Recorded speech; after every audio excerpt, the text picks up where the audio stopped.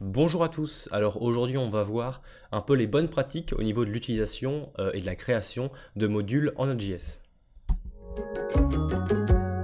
Alors déjà la première chose qu'on va faire, c'est qu'on va donc créer une variable qui va valoir file et qui va faire un require de file. Car ici donc dans mon application j'ai deux fichiers, un fichier app.js qui est déjà lancé ici avec Nademon et un fichier file.js qui va contenir notre module en fait.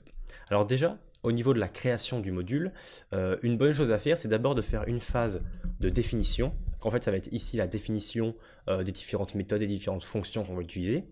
Et derrière, il va y avoir une autre phase qui va être la phase d'exportation, en fait, où on va pouvoir sélectionner un peu plus ce qu'on veut exporter. Donc ici, ce qu'on va faire, c'est qu'on va définir une fonction qui va faire par exemple say hi. Cette fonction-là, elle va simplement faire un console.log de hi. Voilà, on va pas se compliquer la vie. On va également bien sûr mettre du commentaire à ça.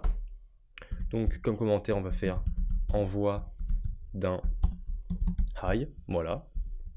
Et on va créer simplement une deuxième fonction pour avoir au moins deux fonctions, qui va faire say hello, ici qui va faire hello, et bien sûr donc dans le console.log, on rajoute le même hello.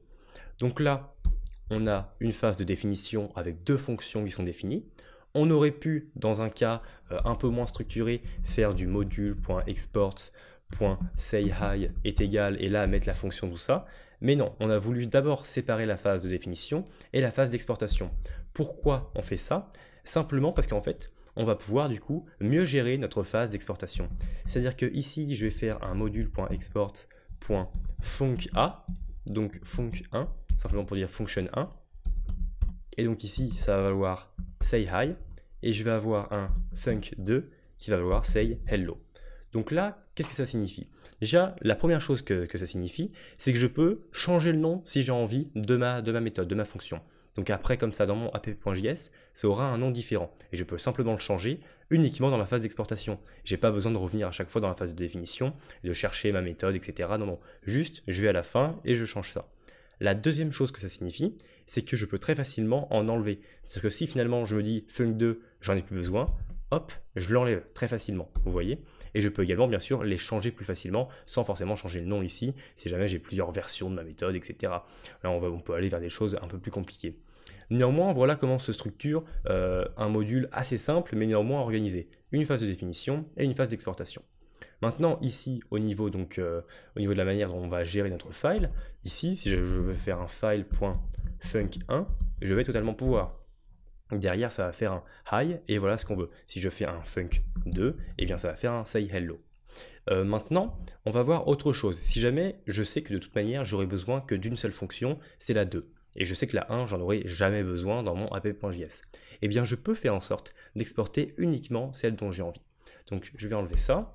Ici, au lieu de mettre file, on va ouvrir un objet vide. Et en fait, on va pouvoir ici sélectionner ce que l'on veut. En fait. Donc si vous voulez, on sait que require nous renvoie module.export. Ça, on l'a vu dans une vidéo précédente dont je mettrai le lien dans la description. Et maintenant, on va pouvoir sélectionner uniquement les propriétés que l'on veut. Si par exemple je veux que func2, eh bien je vais pouvoir ici marquer uniquement func2. Et si je fais func2 et que j'exécute, eh bien on va bien avoir notre hello.